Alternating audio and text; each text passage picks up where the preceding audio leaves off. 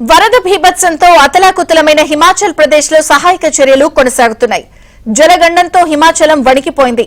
వరుస కుండపోత మెరుపు వరదలు హిమాచల్ ప్రదేశ్ ని చెల్లాచెదురు చేశాయి. హిమాచల్ ప్రదేశ్ లో ఎటువైపు చూసినా ప్రకృతి ప్రకోపమే కనిపిస్తోంది.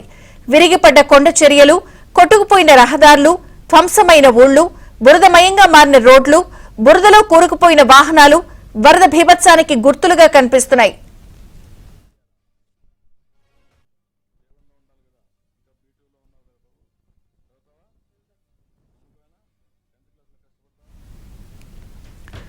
మూడు వారాలుగా ఎడతెరిపి లేకుండా కురిసిన వానలతో కేవలం 17 రోజుల్లో 23 సార్లు వరదలొచ్చాయి.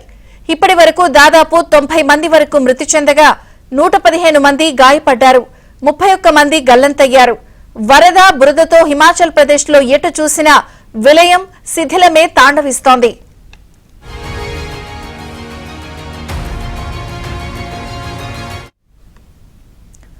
వాటర్ ప్రాజెక్టులు, ఎలక్ట్రిక్ ట్రాన్స్ఫార్మర్లు ఎక్కడివి అక్కడే కూలిపోయాయి.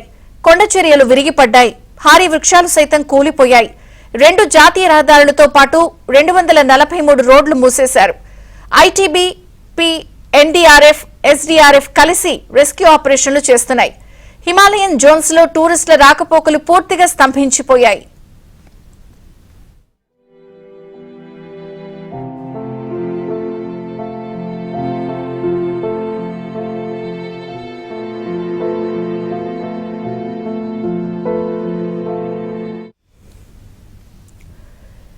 సర్వం పోగొట్టుకున్న ప్రజలు దిక్కుతోచని స్థితిలో కన్నీరు మున్నీరవుతున్నారు.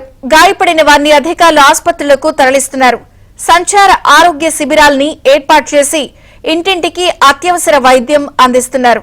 ప్రజలకు తాత్కాలిక వసతులు, తాగునీరు, వైద్యం, ఆహారం అందించడానికి పలు రిలీఫ్ క్యాంపులు ఏర్పాటు చేశారు. ఇప్పటికీ వందలాది మంది సహాయక శిబిరాల్లోనే తలదాచుకుంటున్నారు.